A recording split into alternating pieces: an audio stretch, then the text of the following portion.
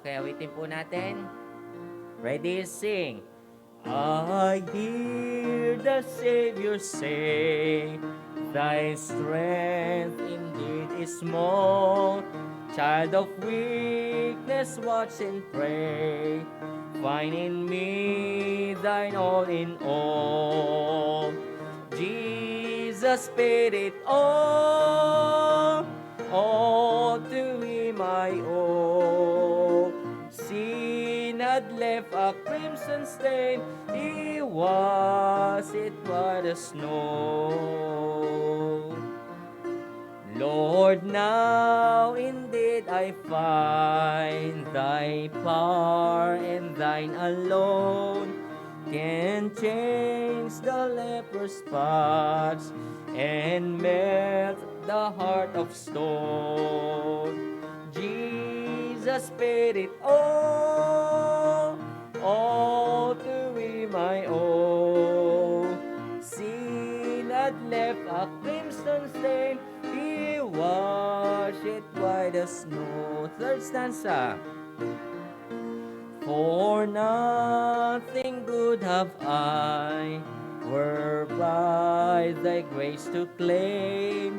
I wash my garments white in the blood of Calvary's Lamb. Jesus paid it all to Him I owe. Had left a crimson stain, He washed it white as snow. Last stanza.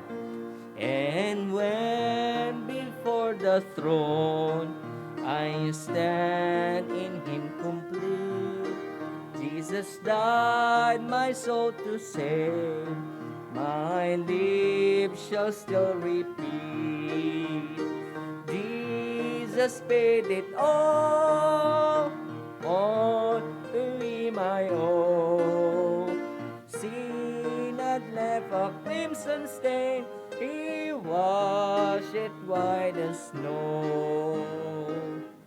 Amen. Tawagin ko po ang ating pastor para po sa ilang announcements. Okay, magandang gabi po sa inyong lahat. Ganon din sa ating mga tagapanood. Siguro ang announcement natin, this coming Sunday, I'm looking forward to see our members. Meron po tayong services ng 9 and then services ng 10:30 and then alas 3 ng hapon. Okay? So, mamili lang po kayo anong oras kayo makakapunta. Mahalaga po makapunta kahit makadalo. Isama pa rin po natin sa panalangin ang Flaton family, yung mother po ni Sister Daisy na pumanaw last week, at ang pakikiramay, no, na pinapaabot natin sa kanya.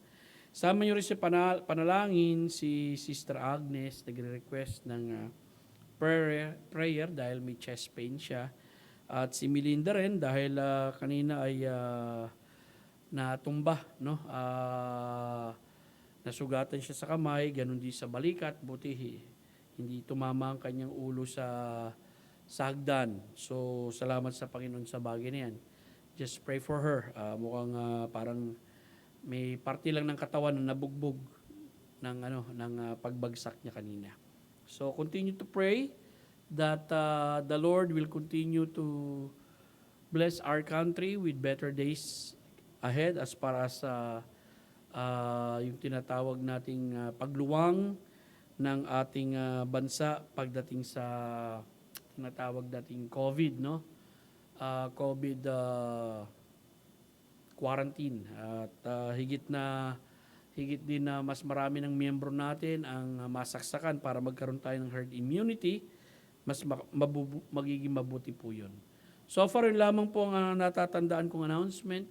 Next Sunday, ang message ko po may kinalaman sa continuation nung John chapter 4 patungkol doon sa Jesus at ang Samaritana. At sa hapon naman, yung pag-aaral po natin na mahal ng Panginoon Diyos ang Iglesia, dapat tayo rin. So yun lamang po ang aking announcement. And I hope and pray that you prepare yourself if you are not able to come this Wednesday night. Next week, pwede po kayong pumunta. At bukas na po tayo sa ating face-to-face meeting sa ating Wednesday night prayer meeting. And Lord willing, this coming Sunday, I'm looking forward to see our brothers and sisters who are okay naman ang katawan at malakas at magagawa naman pumunta ng church. Magpunta na po kayo sapagkat bukas na po ang ating church. Okay? So yun lamang po ang ating announcement. Hilingin ko po na makapagpaawit si Brother Mark ng awit pagbati at pagkatapos ito, we will proceed with the message and then after that, magkakaroon po tayo ng sama-samang panalangin. Okay? Okay. Awitin po natin, Great is the Lord and greatly to be praised.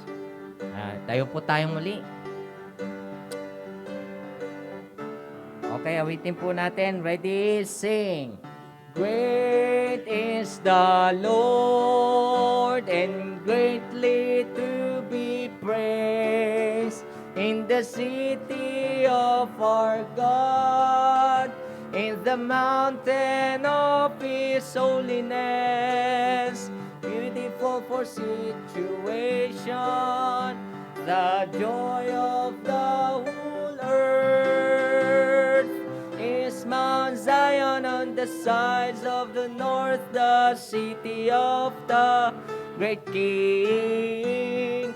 Is Mount Zion on the sides of the north, the city of the great King. Amen. Tawagin ko po ang ating pastor.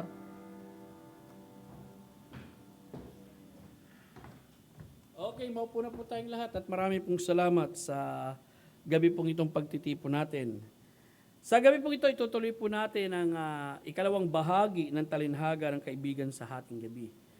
Ang iba rito, persistent neighbor, no? Yung pamimilit na mamimilit na kapitbahay. Pero ganun pa man, magandang talinhaga ito. Babasahin po natin and then we will pray.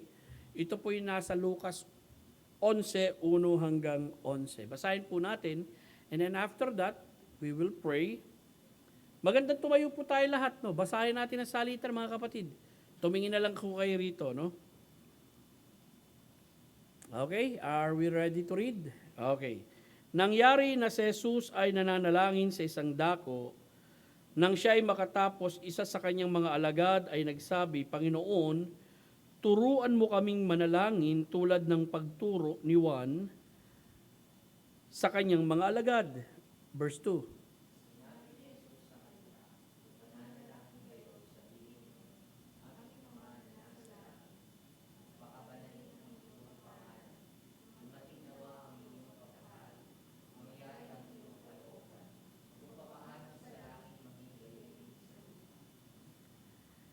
Ibigay mo sa amin ang kailangan naming tinapay sa bawat araw. Verse 4.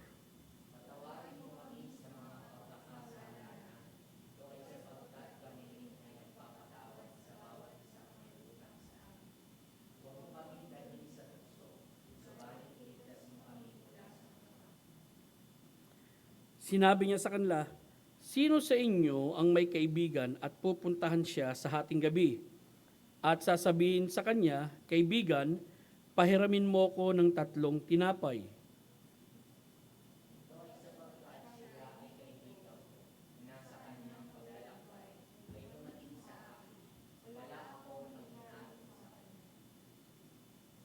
Verse 7, siya ay nasa loob.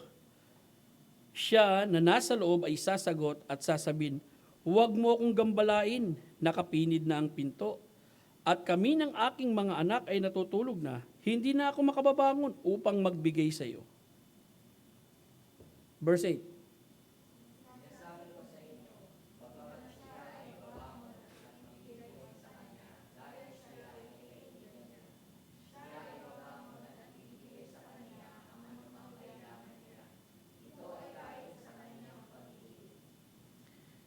Sinasabi ko sa inyo, humingi kayo at iyon ay ibibigay sa inyo. Maghanap kayo at makasusumpong kayo. Kumato kayo at kayo pagbubuksan. Verse 10.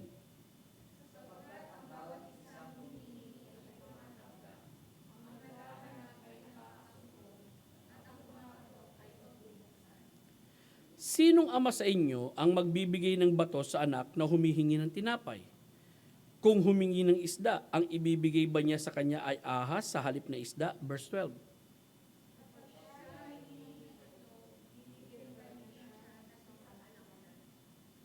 Verse 13. Kayo na masasama ay marunong magbigay ng mga mabuting kaloob sa inyong mga anak. Kung ginagawa ninyo ito, gaano pa kaya ang inyong ama na nasa langit na kanyang ibibigay ang banal na espiritu sa kanila na humihingi sa kanya? Manalangin po tayo. Mahabaging Diyos naming nasa langit, Ama naming makapangyarihan, buhay, Diyos na dumirinig at sumasagot ng aming panalangin.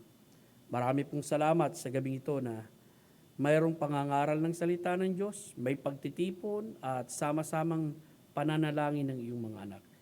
Sa gabing ito, Panginoon, sa pagtunghay namin ng talinhagang ito, dalangin namin, Panginoon, at lalo na ako sa mga na tagapakinig at nanonood, Panginoon, ng aming live streaming. Ang dalangin ko, buksan mong puso't isipan nila sa mga katotohanan ng aming babalangkasin, O Lord.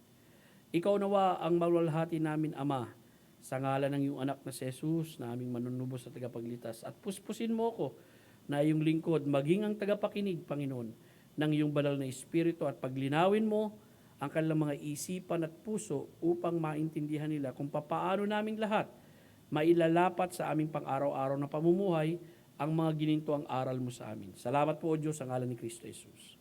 Amen. Opo po tayong lahat, mga kapatid. Okay. Last week, tinalakay po natin ang paksang ito at kung inyong matatandaan, sa una pong punto natin, ang panalangin o pananalangin ng Panginoon. Okay? Alam natin na maari ang mga alagad ng mga kapanahonan na yun ay nag-oobserba ng ginagawa ng kanilang Panginoon, at our Lord Jesus Christ have a very disciplined prayer life. At maari narinig din nila ang panalangin na ginagawa ng ating Panginoon at ang kalidad ng panalangin na kanyang ginagawa na iba doon sa mga paulit-ulit na panalangin. Sa isang banda, may mga komentaryo naman nagsasabi na talagang ang rabay nung kapanahonan na yun ay nakakapag-compose ng panalangin at itinuturo nila sa kanilang mga alagad. No? Dito makikita natin na nung may makarinig ng panalangin ng ating Panginoong Jesucristo, humiling na sila ituroong manalangin. At ang ating Panginoong Jesucristo naman ay nagturo ng panalangin, no? Yung pagtuturo ng panalangin ng Panginoon. At ang makikita natin sa pagtuturo niya ng panalangin, nakita natin doon sa kanyang panalangin na maaring hindi malayo ang pagkakaiba doon sa Mateo. Unang-una, yung Diyos Ama nating pinapanalanginan. Yun ang makikita nating kanyang ipinanalangin. Pangalawa, yung paghingi ng ating pangangailangan. Isinama doon, no? Alam naman natin yung mga pangangailangan nito, sa pang-araw-araw na pangangailangan, katulad nung nangyari sa Lumang Tipan, kung paano ipinrovide ng Diyos for 40 years, araw-araw, yung pangangailangan ng children of Israel doon sa ilang na tinatawag. And then yung paghingi ng kapatawaran sa ating mga kasalanan sa Diyos. Ito yung tinatawag natin kung meron tayong physical need. Dito naman, hinihingi dito yung spiritual need. Paghingi ng kapatawaran sa ating mga kasalanan at ganoon din ang panalangin ng pag-iingat ng Diyos sa buhay. Pag-iingat sa tukso. Pag-iingat na tayo ay hindi magkaroon ng kasamaan, no, sa buhay natin. So ito yung nakapaloob sa panalangin na itinuro ng ating Panginoong Jesucristo. And then, ikatlo, nais ko pong makita ninyo, ang pagbibigay ng talinhaga tungkol sa panalangin ng Panginoon. Now, sinabi rito sa Lucas 11, 5-6, sinabi niya sa kanila, sino sa inyo ang may kaibigan at pupuntahan siya sa hating gabi at sasabihin sa kanya, kaibigan, pahiramin mo ako ng 3 tinapay. Ito'y sapagkat siya na ay kaibigan ko na nasa kanyang paglalakbay ay dumating sa akin, wala akong maihahain sa kanya. Siya na nasa loob ay sasagot at sasabihin, huwag mo akong gambalain, nakapinid na ang pinto at kami ng aking mga kaanak ay natutulog na. Hindi na ako makababangon upang magbigay sa iyo. Verse 8, sinasabi ko sa inyo, bagamat siya ay babangon at magbibigay sa kanya, dahil siya ay kaibigan niya, siya ay babangon at ibibigay sa kanyang anumang kailangan niya, ito ay dahil sa kanyang pamimilit. No, now, nais kong makita ninyo rito, ano nga pala ang dahilan? Lagi natin sinasabi yan eh. Anong nagbunsod upang ang Panginoon natin ay magbigay ng talinhaga? Of course, so makikita natin dyan, kaya siya nagbigay ng talinhaga bilang kasagutan, no? Doon sa kahilingan ng kanyang alagad na turuan mo kaming manalangin. Dahil pagkatapos ng pagtuturo niya ng pananalangin, makikita natin na nagbigay siya ng talinhaga. Minsan, ang isang dahilan dito, no? Yung kasagutan sa kahilingan, hindi lamang, actually, tatlong nakikita ko kasagutan sa kahilingan, and then pagkatapos ng pagtuturo, at yung pangatlo, talinhaga, tapos ay susundan ng pag-uutos. Kasi may pag-uutos na binigay ang Panginoon eh. Kung tutusin, tatlo yung dahilan dito. Yung kasagutan sa kahilingan, and then yung talinhaga pagkatapos ng kanyang pagtuturo, at pangatlo, talinhaga, tapos ay susundan ng pag-uutos. Pagkatapos niya magbigay ng talinhaga, saka may utos siya. Okay? Now, yun ang dahilan ng talinhaga kung bakit nakapaloob dito doon sa pananalangin. Ano ba ang nakapaloob sa talinhaga? Well, pangkaraniwan ito, isang manlalakbay na dumating ng hating gabi sa bahay ng kanyang kaibigan.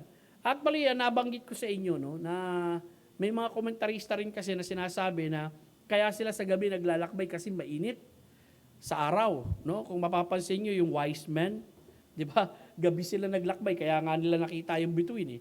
Alam nga naman makita mo yung bituin ng maliwanag ang araw. Syempre, matatabunan ng sikat ng araw yung liwanag ng bituin dahil mas maliwanag yung araw kaysa sa bituin eh. Isa rin naman sa mga bituin yung araw. Kaya sa gabi, talagang kapag meron nag-iisang maliwanag na bituin, talagang kikinang yun dahil madilim eh. Okay? At makikita rin natin dito, isa sa mga komentarista, gabi, no, na naglalakbay dahil nga mainit sa araw. Yung iba namang komentarista, sinasabi nila, it is unusual na itong lalaking ito naglakbay ng gabi at nakarating doon sa kaibigan niya ng hating gabi. Kasi nga, kapag gabi, mapanganib din kapag naglalakbay ka, no? Sa daan, mapanganib. So, ganun pa man, makikita natin dito, may isang manlalakbay at pumunta sa kanyang kaibigan. At yung kaibigan niya, wala siyang nakahandang pagkain upang ipakain. Tandaan nyo, no? Parang isang barangay ito, and then dun sa barangay na yun, merong isang tahanan na mag-host ng kanyang it is inconceivable. Kumbaga, ang hirap isipin na may darating sa yung bisita ng gabi, tapos wala kang maihahain na anuman sa kanya, nung kapanahunan nila, nung kultura nila. Okay? Well, of course, sa atin, kapag may dumating ng hating gabi, 24 hours ang tindahan, pwede kang lumabas o kumain kayo sa labas. Or magpabili ka ng pagkain sa labas, kahit madaling araw, bukas pa. Nung kapanahunan nila, hindi ganon. No? Kaya, kung hindi mabibigyan ng pagkain, ang isang ito, no, or isang pamilya na pumunta roon sa kanyang kaibigan ng hating gabi, parang hirap isipin, no? Parang kahihiyan to ng buong barangay nung kapanahunan nila. Kultura kasi nila yan eh. At makikita natin kapag nagbasa kayo ng mga komentaryo na may kinalaman sa culture, kumbaga inconceivable na hindi ito mabigyan ng hospitality o hindi mabigyan ng kaukulang pagtulong. And then ang makikita natin dito, dahil wala nga siyang nakahandang pagkain sa kanyang tahanan, nangatok siya ng kanyang kapitbahay. At yung kapitbahay naman niya, masasabi nating tulog na. Ayaw siyang pagbuksan ng kapitbahay dahil na rin, maaari ang setup ng kanilang bahay ay single room lang. No? Kapag sinabing single room, parang flat, parang ganito. Walang kwarto. At kung matutulog sila sa sahig, tabi-tabi. At kung magbubukas ang pinto, magigising. Yung mga kasama niya rin natutulog doon. Kaya yun ang masasabi nating dahilan nung naandun sa loob ng bahay upang hindi niya pagbuksan yung kanyang kaibigan. Ganun pa man, sabi rin sa istorya, kahit ba kaibigan niya yan, talagang at ayaw niyang pagbuksan, pero dahil nga namimilit, no? Importunity yung ginamit rito, no?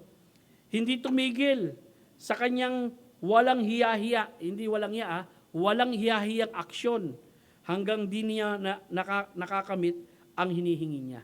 Ito yung nakapaloob dun sa tinatawag nating talinhaga, no? Mamaya makikita po natin, ano bang ibig sabihin nung ginawa nung lalaking ito? Actually, ang ginawa nung lalaking ito, no, it described without modesty or respect. Kung tutuusin nga, sa kultura natin, no, mahiya ka naman. Gabing-gabi na nangangato ka ng kapitbahay. Sa kanya, hindi na niya sinaalang-alang yun. Ang nasa isip niya, okay, nakakaistorbo ako, yes, nakakaistorbo ako, pero tutulungan ko kasi, pakakanin ko kasi yung bisita ko eh. Kaya sa kanya, walang hiya-hiya, kahit ang nangyayari, yung wala nang masasabi natin, his lack of sensitivity at yung pagiging impertinence niya, no? Yung kawalan niya na ng respeto dun sa kapitbahay and modesty, dahil nga, tuloy-tuloy ang katok niya hanggat hindi siya pinagbubuksan, hanggat hindi ibinibigay yung kanyang nire-request. Okay? Ang idea doon, yung walang hiya-hiyang boldness. Now, anong kahulugan ito? Sa kahulugan na makikita natin, of course, na ilagay ko dyan, lumapit ng walang hiya-hiya sa Diyos. Shameless persistency. Yun po ang idea na nakapaloob dyan sa talinhaga na yan. Dahil kapag pinag-aralan nyo rin yan, kasi ang ibang kahulugan, persistency lang, yung pamimilit lang eh. Pero dito, hindi mo makikita yung bagamat may pamimilit, pero ang nakapaloob dito, yung kanyang yung boldness niya. No? Yung kawalan niya ng hiya-hiya sa kanyang ginawang aksyon dun sa kapitbahay niya, kahit kung sa termino natin, nakakabulahaw na siya, nakakaistorbo na siya, okay? Nakakagawa na siya ng masasabi nating isang bagay na nakakabulahaw sa kapitbahay, no? Pero ganun pa man, dahil gusto nga niyang bigyan ng makakain yung kanyang kaibigan, hindi siya tumigil sa pagkatok hanggat hindi niya nakakamit yung kanyang hinahangad. Now, yun ang kahulugan ng talinhagang ito, no? Makakakita naman tayo ng nito, makakakita naman tayo ng prinsipyo nito sa Biblia. Katulad rito sa Lucas 1, Lucas 18, 1 hanggang 8. Pansinin niyo yung babae rito, no? Isinalaysay ni Jesus sa kanilang isang talinhaga kung paano sila'y dapat laging manalangin at huwag manlupaypay. Kanina Luke 11, ngayon Luke 18. Ang idea pa rin ito, yung walang hiya-hiyang paglapit. Sinabi niya, sa isang lungsod ay may hukom na hindi natatakot sa Diyos at walang taong iginagalang. At sa lungsod na yun ay may isang babaeng balo na laging pumupunta sa kanya na nagsasabi, bigyan mo ako ng katarungan laban sa aking kaaway. May ilang panahon na siyang tumanggi, subalit pagkatapos ay sinabi niya sa kanyang sarili, bagamat ako'y hindi natatakot sa Diyos at hindi gumagalang sa tao, subalit dahil ginagambala ako ng balong ito, bibigyan ko siya ng katarungan, kung hindi ay magsasawa ako sa kanyang patuloy na pagpunta rito. Sinabi ng Panginoon, pakinggan ninyo ang sinabi ng masamang hukom. At hindi ba bibigyan ng Diyos ng katarungan ang kanyang mga pinili na sumisigaw sa kanya araw at gabi? Kanya bang matitiis sila? So dito ang idea, yung idea ang makikita rin natin dito, yung walang hiya-hiyang paglapit, no?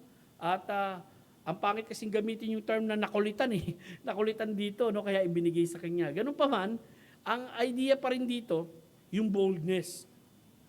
Kasi sa kultura nilang gano'n, yung babae, yan eh, lalo na pagbalo, tinuturing na mabababa sa lipunan ng kapanahonan na yan at hindi pinapansin. During that time, kapag may mga pagtitipong ganito, hindi pwede makasali ang babae. Kaya nasa labas lang siya ng korte, ang naroon lang, puro lalaki. Kaya ang ginagawa lang ng babaeng ito, sumigaw ng sumigaw. Sumigaw ng sumigaw. At kinukuha yung atensyon ng hukom. Hanggang sa dumating yung panahon, dininig niya yung babae doon sa kanyang patuloy na panawagan upang bigyan siya ng katarungan. Hebrews 4:15-16. Sapagkat tayo mayroon isang pinakapunong pari na marunong makiramay sa ating mga kahinaan. Isa na tinukso sa lahat ng paraan, gaya rin naman natin, gayon man, walang kasalanan. Kaya lumapit tayong may katapangan sa trono ng biyaya upang tayo tumanggap ng awa at makatagpo ng biyaya na makatutulong sa panahon ng pangangailangan. So again, the idea, yung boldness, no? Shameless persistency, na lalapit ka sa Diyos na talagang hindi ka mahihiyang lumapit sa Kanya. Tuloy po tayo.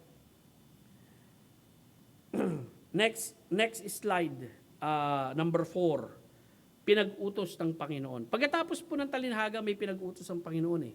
At ang pinag-utos niya rito, sa Lucas 9 hanggang 10, sinasabi ko sa inyo, humingi kayo at iyon ay ibibigay sa inyo, maghanap kayo at makakasumpong kayo, kumato kayo at kayo ay pagbubuksan, sapagkat ang bawat isang humingi ay tumatanggap, ang naghahanap ay nakasusumpong at ang kumakatok ay pagbubuksan. Now, yung humingi rito, sinanimos po ito nung tinatawag nating manalangin. Sang-ayon sa Mateo 7:7, ganun din no? Humingi kayo at kayo bibigyan, humanap kayo at kayo makakatagpo, tumuktok kayo at kayo ay pagbubuksan. Kapag humingi, ang ibig po sabihin nito, manalangin. Actually, lahat ng ginamit dito, yung salitang humingi, yung kumatok, at yung humanap, lahat po yun imperative. Okay? Present imperative, ang ibig sabihin continuous action. Patuloy mong gagawin, patuloy mong gagawin. Okay? Yun po ang ibig sabihin ng tatlong verb na ginamit dito. And then sa Mateo 9:38, ang panawagan ng ating Panginoon, idalangin nyo sa Panginoon ang anihin na magpadala ng manggagawa sa kanyang aanihin. Ganun din, Mateo 26:41, kayo'y maging handa at manalangin upang huwag kayong madaig ng tukso. Ang espiritu ay tunay na nagnanais, subalit ang laman ay mahina. Pangalawa, may makikita tayo nung salitang hanapin, no? Deuteronomy 4:29. Ngunit kung mula roon ay inyong hahanapin ang Panginoon mong Diyos, siya ay iyong matatagpuan kung iyong hahanapin ang buong puso at buong kaluluwa. Ang idea rin po ay manalangin sa Diyos. Inyong hanapin ang Panginoon habang siya'y matatagpuan, tumawag kayo sa Kanya habang siya'y malapit. Isaiah 65:1. Ako'y nakahandang tumugon sa mga hindi nagtatanong sa akin. Ako'y nakahandang matagpuan. Noong mga naghahanap sa akin, aking sinasabi, narito ako, sa isang bansa na hindi tumatawag sa pangalan ko.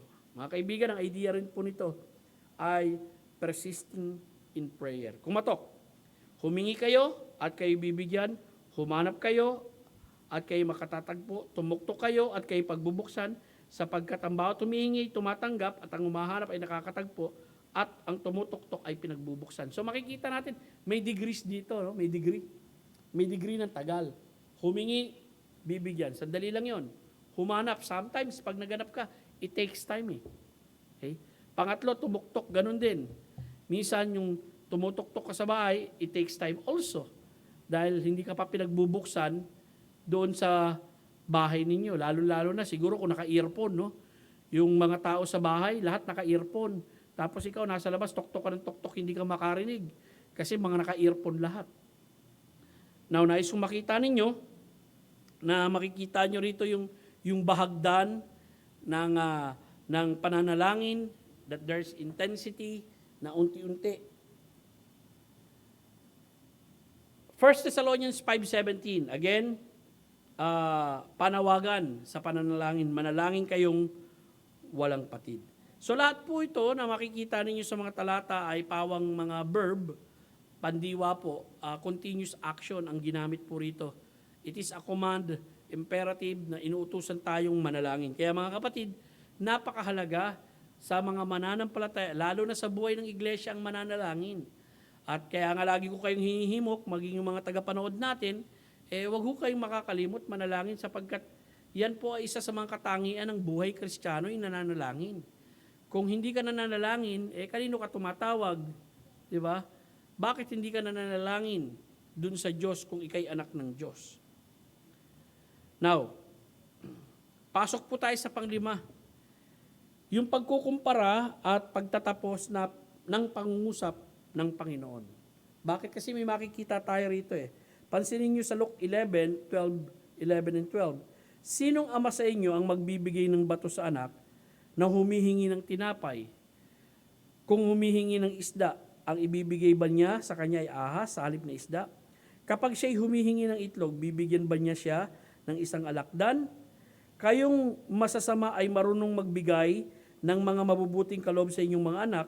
Kung ginagawa ninyo ito, gaano pa kaya ang inyong ama na nasa langit na kanyang ibibigay ang banal na espiritu sa kanila na humihingi sa kanya. Dito may makikita tayong lesser to greater, no? Parang comparison na ginawa ng ating Panginoong Kristo. Tignan niyo po yung graph natin dito, no?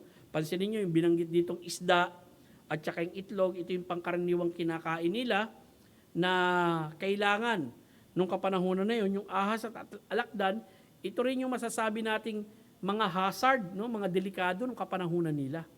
At makikita natin, ikinumpara yung dalawa na yan sa ibang pangkulturang nabasa ko, no?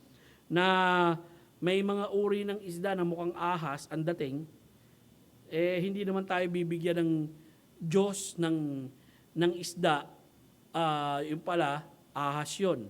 Kumbaga, God or your father, maging yung tatay mo, sa physical na mahal ka, kahit masamang tao yun, dahil lahat naman makasalanan, hindi kanya dadayain na nangihingi ka ng isda, ahas ang ibibigay sa'yo. Or nangihingi ka ng itlog para makain, alakdan ang ibibigay sa'yo para saktan ka. Well, dito makikita natin, masamang tao na nagbibigay ng mabubuting bagay sa kanyang anak. Well, ipinakita lang rito yung kalagayan ng tao, no? Na lahat tayo makasalanan. At of course, it is in agreement with with the hearers of our Lord Jesus Christ nung kapanahonan na yun. Yung audience niya. At naintindihan nila na yung sinasabi ng ating Panginoong Kristo na lahat ng tao actually makasalanan at masama. Now, kahit masama ang tao, sabi ng Biblia, nagbibigay ng mabuting bagay sa anak. Ang comparisyonan, ano pa kaya? Gaano pa kaya? Or gahigit pa kaya ang mabuting Diyos na higit pa ang kanyang ibinibigay sa atin? Tandaan nyo, ang Diyos natin, perpekto, okay? At sa kanyang pagbibigay sa atin ng mabubuting bagay, ito ay sa kalwalatian niya. At ito ay para sa kabubuti natin. Bagamat kung ang isang taong masama nga, nakakaisip siya ng mabuti para dun sa mga mahal niya sa buhay, lalo-lalo na ang isang Diyos na hindi masama, isang Diyos na mabuti, isang Diyos na banal, isang Diyos na perpekto. And then makikita rin natin, dun sa kabila, yung material na pagpapala na binanggit dito. Opposite of that, ang ibibigay naman sa atin ng Diyos, yung spiritual na pagpapala, which is referring to the Holy Spirit. Well, kung ang isang Kristiyano may banal na Espiritu, dapat yung malaman, ano-ano ba ang mga ministeryo nito sa ating buhay? At blessing na tayo may Espiritu ng Diyos. Next slide. Halimbawa, sa Gawa 1:8, pakitignan po natin. Sabi rito, ngunit tatanggap kayo ng kapangyarihan pagbabasa inyo ng Espiritu Santo at kayo magiging mga saksi ko sa Jerusalem, sa buong Judea, sa Samaria, hanggang sa kaduduluhang bahagi ng lupa. So ipinakita rito, isa sa mga blessing ng banal na Espiritu ng Diyos, yung kapangyarihan sa ating buhay. At may kinalaman to sa pagiging saksi natin para sa ating Panginoong Kristo. Sa Roma 8:13 hanggang 14, may binanggit na ganito, sapagkat kung mamumuhay kayo ayon sa laman, kayo ay mamamatay. Subalit kung sa pamamagitan ng Espiritu ay pinapatay ninyo ang mga gawa ng laman, kayo ay mabubuhay sapagkat ang lahat ng pinapatnubayan ng Espiritu ng Diyos, siya ay mga anak ng Diyos. So kung may anak, kung Kristiyano ka at anak ka ng Diyos, may kapangyarihan ka na patayin ang gawa ng laman sa pamamagitan ng kapangyarihan ng banal na Espiritu. At dito makikita natin, papatnubayan ka ng banal na Espiritu upang maging matagumpay ka sa gawa ng laman sa buhay mo. Tuloy po tayo. Roma 8:1 hanggang 2. Ngayon nga'y wala ng kahatulan sa mga nakay Kristo Jesus sapagkat ang kautusan ng Espiritu ng buhay, ang kautusan ng Espiritu ng buhay na nakay Kristo Jesus ay nagpalaya sa atin mula sa kautusan ng kasalanan at ng kamatayan. So makikita natin, there is freedom to those people who have the Holy Spirit of God in their life. Okay? And then sa Roma 8:26, gayon din naman ang Espiritu ay tumutulong sa ating kahinaan sapagkat hindi tayo marunong manalangin nang nararapat, ngunit ang Espiritu mismo ang namamagitan na may daing na hindi may papayag. Pansinin niyo ang patnubay ng Espiritu, no? Maging sa buhay pananalangin ng isang mananampalataya. Tinutulungan tayo, hindi daw tayo marunong manalangin Pero ang Espiritu ng Diyos, kaya nga napakahalaga, no? Sa buhay natin bilang mga Kristiyano, yung tinatawag natin Spirit-led prayer. Na kapag ikay nananalangin, see to it that the Holy Spirit is leading you to pray for the will of God in your life or sa mga taong nakapaligid sa iyo. Ito yung mga uri ng panalangin na sinasagot. Unang Korinto 12:11. Ang lahat ng mga ito'y pinakilos ng iisa at gayon ding Espiritu. May kinalaman po ito sa pagkakaloob ng Espiritu or gifts na namamahagi sa bawat isa ayon sa pasya ng Espiritu. Dito makikita natin, ang pasya ng Espiritu ng isang Kristiyano ay pagkalooban niya ng gift. Ano mang gift yun? It is the Holy Spirit who decides what kind of gift that He will give to you. Well, ito po yung mga ministeryo ng banal na Espiritu sa buhay ng isang mananampalataya nung tayo po yung nagkaroon ng Espiritu ng Diyos sa ating buhay. Nung nanalig tayo kay Kristo bilang tagapagligtas. At makikita natin, ito'y kaloob sa atin ng Ama. Ang mabuting Diyos natin ay nagbibigay sa atin ng mga mabubuting bagay. At isa na diyan, ang Espiritu ng Diyos na siyang nananahanan sa atin. So sa gabi pong ito, yan po ang ating tinalakay sa napakahalagang paksa na kung saan nakita natin yung panalangin ng Panginoon, and then yung pagtuturo ng panalangin ng Panginoon, and then yung pagbibigay ng talinhaga tungkol sa panalangin ng Panginoon, and then yung pinag-utos ng Panginoon na lagi tayong mananalangin. Okay, imperative po yan, utos po yan na dapat sundin. And then ang panglima, ang pagkukumpara at pagtatapos ng pangungusap ng Panginoon. So napakaganda po ng pagkukumpara na ginawa ng Diyos, that we have a good God who hears our prayer and answers our prayer. Sa gabi pong ito, dadako rin tayo sa ating pananalangin. Huwag po natin kalilimutang ipanalangin yung mga tao na ipapakita natin sa ating mga screen na may mga karamdaman, no? Katulad ni Brother Noy, si Brother Alex, at yung iba pong mga nababanggit natin doon na may mga karamdaman na dapat nating ipanalangin. At kung meron po sa mga miyembro natin na gusto magpahabol ng prayer, paki-send lang ho yan as early as possible. Or itawag nyo sa akin, i-text nyo sa akin, or sa sino mang pwede makapagparating sa akin, pakipanalangin si Sister Agnes, of course my wife also, yung isang kaibigan ko si June Padilla, pakisama rin sa panalangin yung kanyang health. Ngayon, may karagdagan pa ba tayong panalangin? Panalangin yung si Rachel, nag-exam. I hope and pray that it will turn out good, no? Doon sa ginawa niyang pag-exam last Sunday. At meron pa ho pa ba kayong karagdagan? Sige, Sister Alice.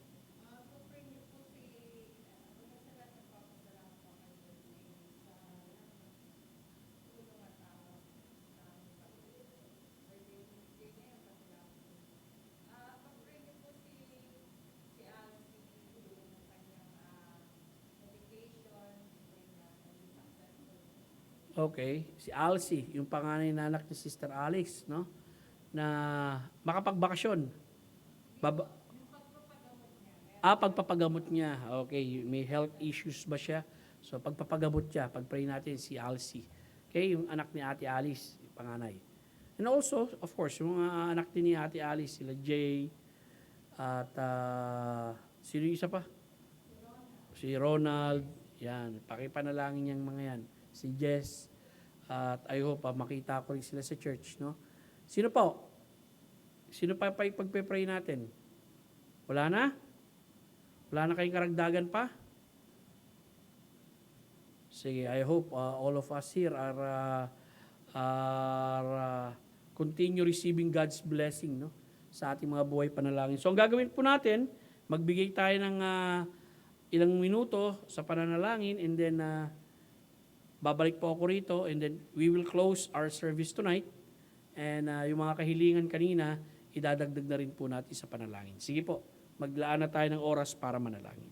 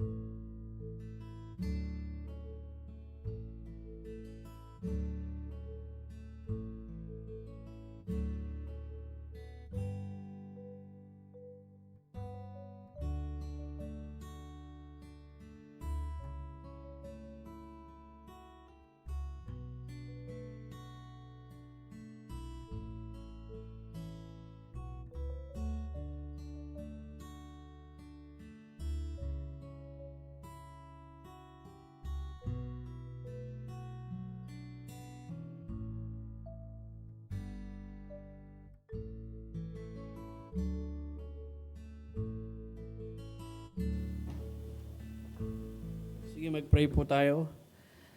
Ama naming Diyos na nasa langit, salamat po sa oras na ibinigay mo sa amin. Sa gawaing meron kami na muli namin nabuksan, Panginoon, ang aming sama-samang pagtitipon pag Wednesday night. At salamat sa mga kapatid na narito. And I'm looking forward, Lord, na sa mga susunod na Wednesday ay makapiling pa namin ang higit na kakaraming kapatid namin, Panginoon, sa pananampalataya. Panalangin ko, Panginoon, yung mga karagdagang kahilingan ni Sister Alice para sa kanyang anak na si Alcy at sa kanyang pamilya. Ganon din yung sa mother ni Sister Donna na mild stroke, na panalangin namin na tuluyan na siyang gumaling. Maging yung iba man namin mga kapatiran na may pre-existing conditions, O God. We pray also that tulungan mo ang aking asawa na manumbalik yung kanyang kalakasan. Ganun din Sister